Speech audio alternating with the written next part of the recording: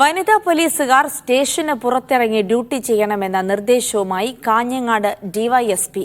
വനിതാ പോലീസുകാരെ തിരക്കേറിയ ജംഗ്ഷനുകളിൽ ഈവനിംഗ് ഡ്യൂട്ടിക്ക് നിയോഗിക്കണമെന്നാണ് നിർദ്ദേശം.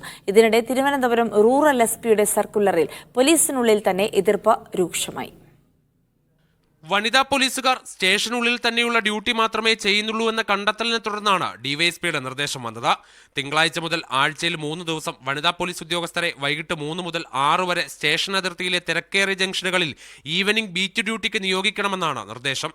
കാഞ്ഞങ്ങാട് സബ് ഡിവിഷനിൽ ഉൾപ്പെട്ട എല്ലാ പോലീസ് സ്റ്റേഷനുകളിലെയും പോലീസുകാർ രാവിലെ 8 മണി മുതൽ ഡ്യൂട്ടിക്ക് ഹാജരാകണമെന്നും ഡിവൈഎസ്പി നിർദ്ദേശിച്ചു.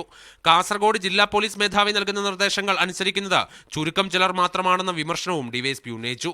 ജില്ലാ പോലീസ് മേധാവിയുടെ യോഗത്തിൽ രാവിലെ പങ്കെടുക്കുന്ന ഉദ്യോഗസ്ഥർ, GD ചാർജുള്ള ഉദ്യോഗസ്ഥൻ, സ്റ്റേഷൻ പാറാവ് നിൽക്കുന്ന ഉദ്യോഗസ്ഥൻ എന്നിവർ മാത്രമാണ് നിർദ്ദേശം അനുസരിക്കാറുള്ളത്. അതിനാലാണ് 8 മണിക്ക് ഡ്യൂട്ടിക്ക് വരണമെന്ന നിർദ്ദേശം വന്നത്. ഇതിനിടെ തിരുവനന്തപുരം റൂറൽ എസ്പി കിരൺ നാരായണന്റെ സർക്കുലറുമായി ബന്ധപ്പെട്ട് പോലീസുകാർക്കിടയിൽ തന്നെ തർക്കം രൂക്ഷമായി. കാപ്പ കേസുമായി ബന്ധപ്പെട്ട നിർദ്ദേശങ്ങൾ SHOമാർ സ്വന്തമായി തയ്യാറാക്കണമെന്നും SHOമാർ എഴുതുന്നത് വീഡിയോയിൽ പകർത്തി അയക്കണമെന്നുമായിരുന്നു എസ്പിയുടെ സർക്കുലർ. ഇത് അമിത ജോലിഭാരം അടിച്ചേൽപ്പിക്കുന്നതിന് തുല്യമാണെന്നായിരുന്നു SHOമാരുടെ ആക്ഷേപം. റൈറ്റർമാരുടെ ജോലി തങ്ങളെ കൊണ്ട് ചെയ്യിക്കുന്നുവെന്നും അവർ പറയുന്നു. എന്നാൽ സ്റ്റേഷനിൽ റൈറ്റർമാർ തയ്യാറാക്കുന്ന റിപ്പോർട്ടുകൾ പരിശോധിച്ചു നോക്കാതെ SHOമാർ ഒപ്പിടാറുണ്ടെന്നും റിപ്പോർട്ടിലെ തെറ്റുകൾ ഒഴിവാക്കാനാണ് സർക്കുലർ എന്നുമാണ് എസ്പിയുടെ വിശദീകരണം. മീഡിയ 1 തിരുവനന്തപുരം.